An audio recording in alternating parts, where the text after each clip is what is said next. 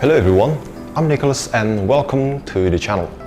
In this video, I'm going to talk about my sort of mini research report, or perhaps more precisely, what should you do in making a research report. Now for starters, I'm an English language and literature student currently enrolling in Sastra Inggris program study at Fakultas Sastra of Universitas Methodis Indonesia. And this video is a project under the supervision of my lecturer of linguistic research report, Dr. Esron Ambarita M.Hum, and hopefully by the end of this video you'll have a better understanding of what should you do, or the steps that you must make, the steps that you must take in making a research report. So stay tuned. Right, so the bottom line of this video is how to make a research report, and in order to show you guys what to do, I'm going to use my existing research report as an example, so you lots could have a better understanding about what I'm talking about. The title of my research is Differences in the Types of Sentence Used by Male and Female Writers. And in this video, I'll be taking you along step by step on what should you do, what should you write on your first chapter through the third. So let's carry on.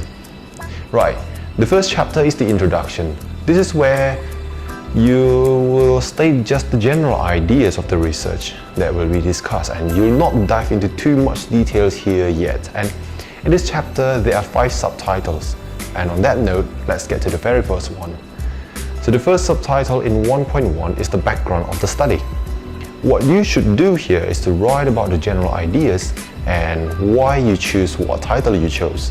And the key here is to actually go down a funnel. You start wide, you start general, and then you end detail, just like the shape of a funnel getting narrower the more you go down. But basically, even the details written here should not stray too far from being introductory only. Now, as an example, in my paper, my background is basically me describing why did I choose my title, basically. Why did I choose my topic? On the basis of the amount of vastness and variations in this world. It is obviously not impossible for language to be varied between genders as well. Moving on, the second subtitle of the first chapter is the problems of the study. This is basically the part where you'll break down the problems that you're going to discuss, that you're going to tackle in your research. And normally people formulate their problems in questions in order to make things more right to the point, I should say. And in this case, it is not a bad idea to not stand out from the crowd. So basically, formulate the problems of your study into questions to give the reader a better understanding, a better idea of what you're trying to solve in your research. For example, in my case, I want to highlight the differences in written language used both by male and female writers. So, I might formulate questions such as, what are the differences in the sentence types used by male and female writers? Okay? Now moving on. The third subtitle is the objectives of the study. Well, obviously in your research, it is going to be tackling the questions or the problems that was stated in the previous subtitle, right? And in this subtitle, to give the readers a clear idea of that, you have to state your intent, or perhaps more suitably, for lack of a better term, your objectives. Again, we move on to the fourth subtitle. The fourth subtitle in the first chapter is called the scope of the study. Now, in conducting a research, we must have an idea about the boundaries of the study. Well, in other words, we must know about the scope of the study. Perhaps in more simple terms, for example, in my case, of course, it is perhaps nearly impossible for me to analyze all types of speeches from everyone on the planet, right? Therefore, in the scope of my study, basically we're going to state or set the boundaries of or our scope of our research, which in my case, I'm scoping my study only to using samples from a certain group of people, and I might even narrow down more to only using emails as data and so on. Finally, the last subtitle in chapter 1.5 is the significances of your study. So here you are spending your precious time and sweat into a project, but what for? This is the question that you're going to answer in this final subtitle of the first chapter. In the significances of the study, you need to state and give insights to the readers about what will your research give to the society. Of course, nobody would want to do anything that isn't going to bring anything significant to the society.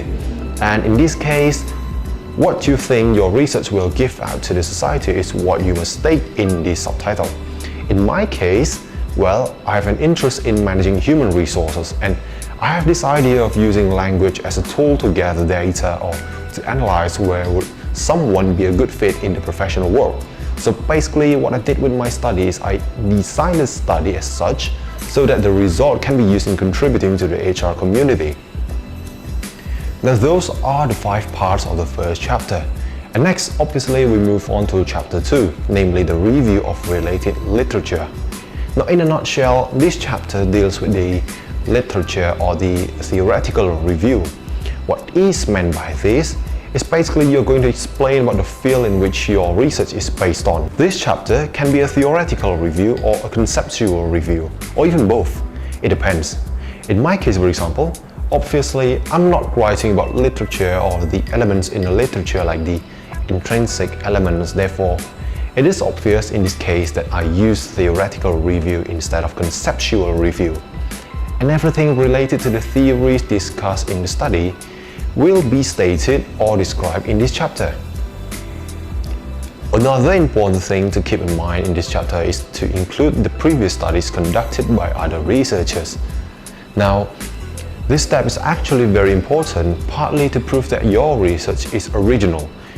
Obviously in the academic world, plagiarism is a big issue, and it is important to prove to the readers that your research is original and not a copy of someone else. Well, that's a wrap for chapter 2, and now we move on to our final chapter in this video, chapter 3, which is the research methodology.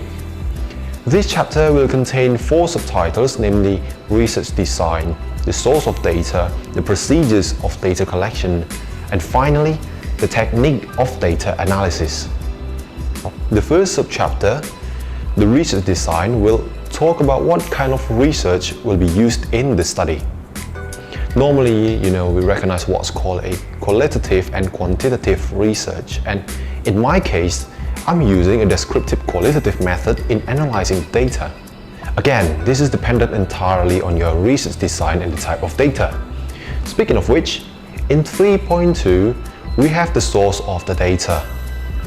Basically, this subchapter is pretty straightforward actually. As the researcher, you must state where do you get your data from.